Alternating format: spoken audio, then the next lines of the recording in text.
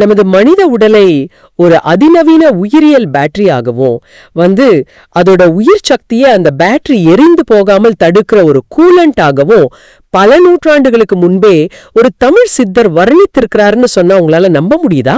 கண்டிப்பா நம்பருக்கு கொஞ்சம் கஷ்டம்தான், ஆனா அதுதான் நிஜம். ஆமா, இந்த ஆழமான தேடலுக்கு உங்களை வரவேற்கிறோம். இன்னைக்கு நாம ஆன்மீக பாடல்களுக்குள்ள மறைந்திருக்கும் பியோர் எலக்ட்ரிக்கல் இன்ஜினியரிங் உலகிற்குள் நுழைய போகிறோம். அதாவது பல நூற்றாண்டுகளுக்கு முன் திருமூலர் எழுதிய திருமந்திரம் பாகம் 4 இடம்பெற்றுள்ள ஒரு குறிப்பிட்ட பாடலைத்தான் இன்னைக்கு நாம விரிவா அலச போறோம். சரியா சொன்னீங்க. நமது இன்றைய நோக்கம் என்னவென்றால், ஏதோ கண்களை மூடி தியானம் செய்வதை பற்றி மட்டுமே பேசுற ஒரு சாதாரண ஆன்மீக பாடலா பார்க்கப்படும் ஒன்றிற்குள் உடலின் மின் வேதியியல் செயல்பாடுகள் எப்படி மிக துல்லியமா பதிவு செய்யப்பட்டிருக்கு அப்படிங்கறத புரிஞ்சுக்கிறது தான். ஆமா, மனித உடலை வெறும் சதையாகவும் எலும்பாகவும் பார்க்காமல் ஒரு பவர் ஹவுஸாக பார்க்கும் இந்த சிந்தனை பயணத்திற்கு உங்களை நீங்களே தயார்படுத்திக் கொள்ளுங்க. கண்டிப்பா இந்த பயணம் நிஜமாகவே நமது பல மரபார்ந்த சிந்தனைகளை உடைக்கப் போகுதுன்னு சொல்லலாம். ஏன்னா அறிவியலையும் ஆன்மீகத்தையும் நம்ம எப்பவுமே 2 வெவ்வேறு உலகங்களாகவே பார்த்து பழகிட்டோம் இல்லையா? ஆமா, அது உண்மைதான். ஆனா திருமந்திரம் மாதிரியான பழமையான மூலப்பொருட்களை நாம வெறும் பக்தி இலக்கியமா மட்டும் சுருக்கிட முடியாது. அது ஒரு மனித உடற்கூறியல் மற்றும் இயற்பியல் கையேடு என்றே சொல்லலாம். ஓஹோ, பிசிக்ஸ் மேனுவல் மாதிரின்னு சொல்றீங்களா? எக்ஸாக்ட்லி. நாம இன்னைக்கு அலச போகும் அந்த குறிப்பிட்ட பாடல் இதுதான். திறத்திரம் விந்து திகழும் அகாரம், உரப்பெற வேனிணைந்தோகும் சகாரம், மறிப்பதும் மந்திரம் மன்னியநாதம், அறப்பெறல் யோகி கரநெறியாமே. ஒரு நிமிஷம், இந்த வரிகளை படிக்கும்போது இது ஒரு தூய ஆன்மீக தத்துவமாக மட்டுமே தோணுதே. ஆமா, மேலோட்டமா பார்த்தா அப்படித்தான் தோணும். அதாவது நீங்கள் வாசித்த அந்த பாடலின் மேலோட்டமான அர்த்தத்தை நான் புரிந்து கொண்டவரை உடலின் விண்வ சக்தியை அகாரம் சகாரம் ஆகிய மந்திர அதிர்வுகளோடு இணைக்க வேண்டும். கரெக்ட். அதை வெளியே விடாமல் தடுத்து தண்டுவடம் வழியாக மேலே ஏற்றி நாத ஒளியில் கலப்பதுதான் ஒரு யோகியின் அறநெறின்னு சொல்றாங்க. அதுதான் பொதுவான விளக்கம். ஆனா இதெல்லாம் காலங்காலமா பலரும் சொல்ற சாதாரண மூச்சு பயிற்சி, குண்டலினி, தியானம் போன்ற தத்துவங்கள் போலதானே இருக்கு. இதுல நாம உற்று நோக்க வேண்டிய மாபெரும் அறிவியல் ரகசியம் எங்கே ஒளிஞ்சிருக்கு? அது ஒரு மிக முக்கியமான கேள்வி. இதை வெறும் தியான பயிற்சியாக பார்ப்பதுதான் நமது முதல் பிழை. அப்படியா? பின்னாடி வேற என்ன இருக்கு? இந்த மூலப்பொருள் நரம்பு மண்டலத்தின் வழியே பாயும் மின் சமிக்கைகளை எப்படி தூண்டுவது, அதை கட்டுப்படுத்துவது எப்படின்னு பேசுற பியோர் எலக்ட்ரிக்கல் இன்ஜினியரிங் தத்துவம். வாவ், எலக்ட்ரிக்கல் இன்ஜினியரிங் தத்துவமா? ஆன்மீக பாட்டுக்குள்ளையா? ஆமா. இதை புரிந்து கொள்ள பாடலில் வரும் அகாரம் மற்றும் சகாரம் ஆகிய வார்த்தைகளை நாம இயற்பியல் கண்ணோட்டத்துல பார்க்கணும். ஓ, பிசிக்ஸ் ஆங்கிள் பார்க்கணுமா? ஆமா, ஆன்மீகத்துல இது அர்த்தநாரீஸ்வர அத்துவம்னு சொல்லுவாங்க. அதாவது பாதி ஆண் பாதி பெண். சரி. ஆனா அறிவியல் படி இத ஒரு பேட்டரியின் பிளஸ் மற்றும் மைனஸ் துருவங்களாக பொருத்தி பாருங்க. ஓ, அதாவது ஒரு பேட்டரியில இருக்கும் ஆனோட் கேத்தோட், அதையா சொல்றீங்க? அதேதான். அர்த்தநாரீஸ்வர தத்துவத்தை மனித உடலின் மின் காந்த சக்திக்கு ஒப்பிடுவது கேட்க ரொம்ப சுவாரஸ்யமா இருக்கு. ஆனா உடலின் எந்த பகுதி இந்த பிளஸ் மற்றும் மைனஸ் துருவங்களாக செயல்படுகிறது? நமது நரம்பு மண்டலத்தை எடுத்துக்கோங்க.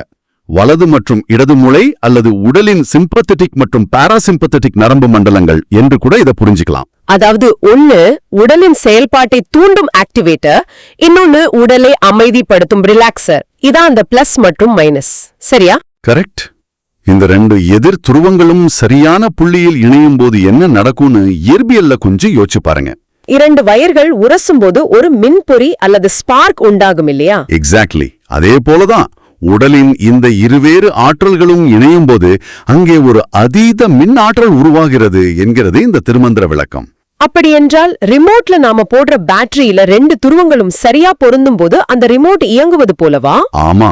அந்த 2 துருவங்களும் இணையும் போது கிடைக்கிற அந்த ஸ்பார்க் தான் மனித உடலை இயக்கும் அடிப்படை உயிராற்றலா? ரொம்ப சரியா பிடிச்சிங்க. அந்த ஸ்பார்க் தான் மனித உடலின் அடிப்படை இயக்க விசை. ஆனா இந்த இடத்துல ஒரு மிகப்பெரிய இயற்பியல் சிக்கல் வருது. என்ன சிக்கல்? அதாவது ஒரு பேட்டரியலோ அல்லது ஒரு பெரிய எலக்ட்ரானிக் சர்க்கியூட்லோ பிளஸ் மற்றும் மைனஸ் வயர்கள் எந்த ஒரு தடுப்பும் இல்லாமல் நேரடியாக ஒன்றோடொன்று மோதினால் என்ன ஆகும்? பயங்கரமான வெப்பம் உருவாகுமே. ஷார்ட் சர்க்கியூட் ஆகி அந்த இயந்திரமே முழுவதுமாக எரிந்து போய்விடும். அதேதான். இயந்திரங்களில் அதிக வெப்பத்தினால் ஷார்ட் சர்க்கியூட் ஆகி எரிந்து போவதைப் போலவே நமது உடலும் ஒரு பேட்டரி என்றால் ஓ, அப்போ தொடர்ந்து அந்த மின்பொறி உருவாகிட்டே இருந்தா நமது நரம்பு மண்டலம் ஏன் எரிந்து போவதில்லைன்னு கேக்குறீங்க? ஆமா, மனித உடல் ஏன் ஷார்ட் சர்க்கியூட் ஆவதில்லை? இந்த இடத்தில்தான் பாடலின் முதல் வரியான திறத்திரம் விந்து திகழும் அகாரம் என்பதற்கான உண்மையான அறிவியல் விளக்கம் வருது. அதாவது ஒரு பேட்டரியின் உள்ளே அந்த தகடுகள் நேரடியாக உராயாமல் இருக்கவும் அதிகப்படியான வெப்பத்தை தணிக்கவும் ஒரு திரவம் தேவைப்படுமே, அதையா சொல்றீங்க? ஆமா, அதே நேரம் மின்னாற்றலை சீராக கடத்தவும் ஒரு திரவம் தேவைப்படும். ஓ, பேட்டரியின் உள்ளே ஊற்றுவார்களே எலக்ட்ரோலைட், அத சொல்றீங்களா? கரெக்ட். எந்த ஒரு பவர் சோர்ஸிலும் அந்த ஆற்றலை சீராக கடத்த ஒரு எலக்ட்ரோலைட் அல்லது லிக்விட் கூலண்ட் கட்டாயம் தேவை. ஓஹோ, அந்த திரவத்தின் மூலமாக தான் மின்சாரம் பாதுகாப்பாக கடத்தப்படும் சொல்றீங்க. ஆமா, நமது மனித உடலில் நரம்பு மண்டலத்தில் பாயும் மின்சாரத்தை சீராக கடத்தும் அப்படிப்பட்ட ஒரு பயாலஜிக்கல் எலக்ட்ரோலைட் ஆக செயல்படுவது எது தெரியுமா? எதுவா இருக்கும்? அதுதான் விந்து என்று இந்த மூலப்பொருள் ஆணித்தரமாக விளக்குகிறது. ஒரு நிமிஷம், இங்கேதான் எனக்கு ஒரு பெரிய சந்தேகம் வருது. சொல்லுங்க. இது நாம் அப்படியே நேரடி அர்த்தத்துல எடுத்துக்கணுமா? ஏன்னா உயிரியல் ரீதியா பார்த்தா விந்து என்பது மனித இனப்பெருக்கத்திற்காக பயன்படும் ஒரு திரவம் தானே. பொதுவா அப்படிதான் நம்பப்படுது. அது எப்படி மூளையிலும் தண்டுவடத்திலும் பாயும் மின்சாரத்தை கட்டுப்படுத்தும் ஒரு கூலண்டா மாற முடியும்? இது வெறும் கவித்துவமான ஒப்பீதா அல்லது இதுக்கு பின்னாடி நிஜமான அறிவியல் தர்க்கம் ஏதேனும் இருக்கா? இது கவித்துவம் எல்லாம் கிடையாது, இது தூய்மையான உடலியல் அறிவியல். ஓ, அப்படிங்களா? ஆமா, நரம்பு மண்டலத்தில் மின் சமிகைகள் பாய்வதற்கு, அதாவது ஒரு நியூரானிலிருந்து மற்றொரு நியூரானுக்கு தகவல் செல்வதற்கு உடலுக்கு சில குறிப்பிட்ட தாதுக்கள் மற்றும் புரதங்கள் தேவை. ஓஹோ, அந்த சத்துக்கள் எல்லாம் இந்த திரவத்துல இருக்கா? கண்டிப்பா. துத்தநாகம், பாஸ்பரஸ், கால்சியம் போன்ற பல அத்தியாவசிய மூலகங்கள் விந்து திரவத்தில் மிக அதிக அளவில் செறிந்து காணப்படுகின்றன. அப்போ சித்தர் மரபில் விந்து என்பது வெறும் இனப்பெருக்க அணுக்கள் மட்டுமல்ல, அப்படித்தானா? ஆமா, அது ஒட்டுமொத்த நரம்பு மண்டலத்தையும் வலுப்படுத்தும் பராமரிக்கும் மூலகங்களின் சுருக்கமாகவே பார்க்கப்படுகிறது. வாவ், இது ரொம்ப ஆச்சரியமா இருக்கு. அப்போ அந்த திரவம் உடலில் குறையும் போது நரம்பு மண்டலத்தின் கடத்துத்திறன் வெகுவாக பாதிக்கப்படுமா? கண்டிப்பா பாதிக்கப்படும். எனவே அது வெறும் இனப்பெருக்க திரவம் அல்ல, அது ஒட்டுமொத்த உடலின் மின் சமநிலையை பராமரிக்கும் ஒரு பயாலஜிக்கல் கூலண்ட். அதாவது கார் என்ஜினில் வெப்பத்தை தணிக்க நாம ஊற்றும் கூலண்ட் போலவோ அல்லது நாம் பயன்படுத்தும் இன்வெர்டர் பேட்டரியின் உள்ளே இருக்கும் ஆசிட் போலவோ நமது உடலில் இந்த திரவம் செயல்படுகிறதுன்னு சொல்றீங்க. ஆமா, இதுவரை இதை பலரும் வேறு ஒரு கண்ணோட்டத்துல தான் பார்த்திருப்பாங்க. ஆனா உங்கள் விளக்கத்தின்படி பார்த்தால் இது உடலின் பாதுகாப்பிற்கான ஒரு கவசமும் கூட. அப்போ இது குறையும் போது நரம்புகளின் கடத்துத்திறன் பாதிக்கப்படும் என்றால் இந்த மூலப்பொருள் இங்கே ஒரு பெரிய எச்சரிக்கையை முன்வைக்கிறதா? சந்தேகமே இல்லாமல். இந்த திரவத்தின் முக்கியத்துவம் என்னவென்று புரிந்துவிட்ட நிலையில் இதை வீணாக்கினால் என்ன நடக்கும் என்பதையும் இந்த பாடல் மறைமுகமாக உணர்த்துகிறது. ஒரு பேட்டரியில் உள்ள எலக்ட்ரோலைட் குறையும் போது அதனுடைய பவர் குறைந்து விடுமே, அது போலவா? கரெக்ட். உடலிலிருந்தே இந்த அத்தியாவசிய திரவத்தை தொடர்ந்து வெளியேற்றினால் உங்கள் உடலின் மின்சாரம் அல்லது வோல்டேஜ் வெகுவாக குறைந்துவிடும். ஓஹோ, இதனால் உடலின் மின் ஆற்றல் சமநிலை குலைந்து போகுமா? ஆமா, அந்த பலன் போதுதான் உடலில் பலவிதமான நோய்களும் நரம்பு தளர்ச்சியும் தீவிரமான பலவீனமும் உண்டாகும். அதாவது நரம்புகளுக்கு தேவையான கடத்துத்திறன் இல்லாததால் உடற் தன்னைத்தானே குணப்படுத்திக் கொள்ளும் திறனை இழக்கிறதுன்னு சொல்றீங்க. சரியா சொன்னீங்க. இதை இன்றைய தொழில்நுட்பத்தோட ஒப்பிட்டு பார்த்தா நாம நமது மொபைல் போனை சார்ஜ் செய்யாமலே பயன்படுத்தி பேட்டரியை முழுவதுமாக ட்ரெயின் செய்வதற்கு சமம் இது எனலாம் இல்லையா? அருமையான ஒப்பீடு. பேட்டரி தீர்ந்தா போன் சுவிட்ச் ஆஃப் ஆகி விடுவதை போல உடலின் வோல்டேஜ் தீர்ந்தால் நமது ஆரோக்கியமும் நோய் எதிர்ப்பு சக்தியும் சுவிட்ச் ஆஃப் ஆகி விடுகிறது. ரொம்ப தெளிவா சொல்லிட்டீங்க. வோல்டேஜ் குறையும் போது சிஸ்டம் செயல் இழக்கிறது. ஆமா, ஆனா இந்த மூலப்பொருள் பிரச்சனையை சொல்வதோடு மட்டும் நின்றுவிடவில்லை, அதற்கான தீர்வையும் விரிவாக பேசுது. அந்த வோல்டேஜை எப்படி அபரிமிதமாக அதிகரிப்பது என்ற அந்த மாபெரும் ரகசியமா? ஆமா, பாடலின் 3வது வரியை கவனிங்க. மரிப்பது மந்திரம், மன்னிய நாதம். அதாவது அந்த திரவத்தை வெளியேற்றாமல் அதை வீணாக்காமல் தடுத்து நிறுத்துவதே மரிப்பதே மிகப்பெரிய தந்திரம் அல்லது மந்திரம்னு சொல்றாங்களா? கரெக்ட். அப்படி தடுத்து நிறுத்தப்படும் அந்த ஆற்றலை தண்டுவடம் வழியே மேல் நோக்கி ஏற்றினால் என்ன நடக்கும் என்பதை இந்த பாடல் விவரிக்கிறது. தண்டுவடம் வழியாக மேலேற்றுவதென்றால் நாம ஏற்கனவே பேசின அந்த ஸ்பார்க் உருவாகி அது மூளையை சென்றடையுமா? ஸ்பார்க் மட்டும் செல்லாது, அந்த சாதாரண ஸ்பார்க் உருமாறி ஓஜஸ் எனப்படும் ஒரு மகா சக்தியாக மாறுகிறது. இது ஒரு மாபெரும் பயோலஜிக்கல் ஆல்கெமி. ஓஜஸ். அதாவது ஒரு சாதாரண திரவம் உடலின் உள்ளே நிகழும் சில பயிற்சிகளின் மூலம் ஒரு உயர் அதிர்வெண் கொண்ட மின்னாற்றலாக மாறுதா? ஆமா, கீழிருந்து தண்டுவடம் வழியாக மேலே பயணிக்கும் அந்த ஆற்றல் மூளையையும் நரம்பு மண்டலத்தையும் அபரிமிதமாக தூண்டுகிறது. இது ஒரு சாதாரண மனிதனை அதீத அறிவாற்றல் கொண்ட ஒரு ஞானியாகவே மாற்றுமா? வீடியோ கேம்கள்ல வர பவர் அப் டெக்னிக் போல இருக்கே. எக்ஸாக்ட்லி. இந்த முழு செயல்முறையும் நாம ப்ரொடக்ஷன் ஆஃப் டிவினிட்டி என்று வர்ணிக்கலாம். அதாவது தெய்வீகத்தன்மையை உற்பத்தி செய்யும் தொழிற்சாலை வெளியிலெங்கும் இல்லை, நமது உடலுக்குள்ளேயே இயங்கிக் கொண்டிருக்கிறது. இது தண்ணீர் நீராவியாக மாறுவது போலவா?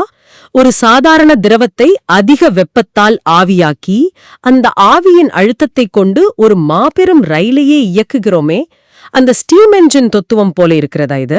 அந்த ஸ்டீம் என்ஜின் உதாரணம் மிக பிரமாதம். சரியா, அதுதான் நடக்கிறது.